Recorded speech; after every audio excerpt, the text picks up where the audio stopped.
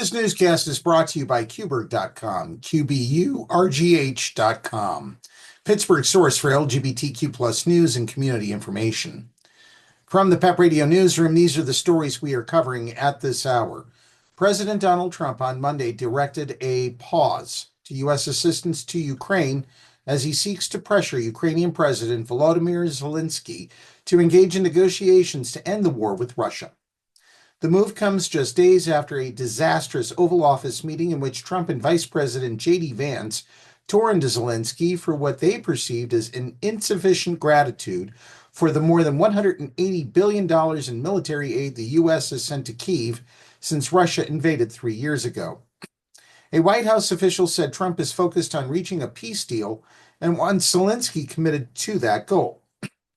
The official added that the U.S. was pausing and reviewing its aid to ensure that it is contributing to a solution. The official spoke on condition of anonymity to discuss the assistance.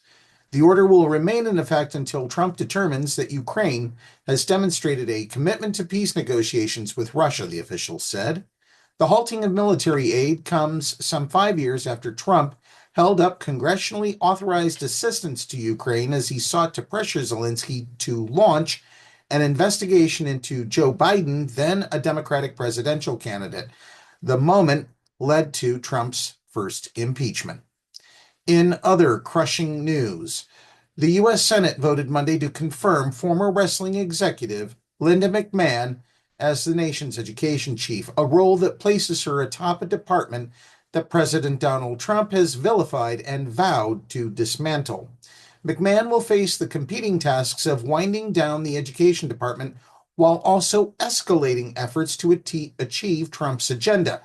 Already, the Republican president has signed sweeping orders to rid America's schools of diversity programs and accommodations for transgender students, while also calling for expanded school choice programs. At the same time, Trump has promised to shut down the department and said he wants McMahon to put herself out of a job. The Senate voted to confirm McMahon 51-45. A billionaire and former CEO of World Wrestling Entertainment, McMahon, age 76, is an unconventional pick for the role. She spent a year on Connecticut's State Board of Education and is a longtime trustee at Sacred Heart University, but otherwise has little traditional educational leadership. Americans believe in public education, Senate Minority Leader Chuck Schumer, the Democrat from New York, said before the confirmation vote. They don't want to see the Department of Education abolished. If the Trump administration follows through on cuts to education, schools will lose billions in funding. At her confirmation hearing, McMahon distanced herself from Trump's blistering rhetoric. She said the goal is to make the education department operate more efficiently, not to defund programs. And finally, Senate Democrats showed an inkling of spinal function. Senate Democrats on Monday night declined to jump ship and support a bill that would ban transgender athletes from competing in women's sports.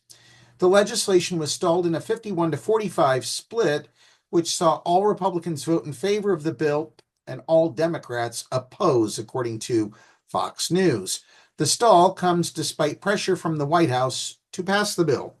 The bill, introduced by Alabama GOP Senator Tommy Tuberville, sought to codify President Donald Trump's No Men and Women's Sports executive order, but Republicans would have needed 9 Democrats to overcome the filibuster based on the final vote.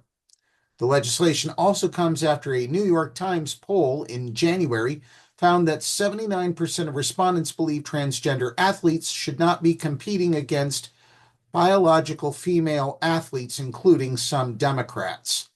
Tuberville urged Democrats last week to join his effort, highlighting the bipartisan support he's seen among voters in the swing states of Arizona and Pennsylvania.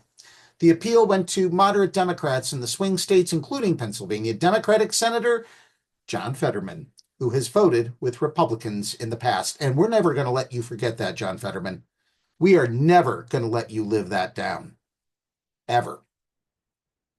That's the news at this hour. If you're watching our news videos on YouTube, be sure to click the subscribe button. Be sure to download the Live 365 app to take PEP Radio with you wherever you go.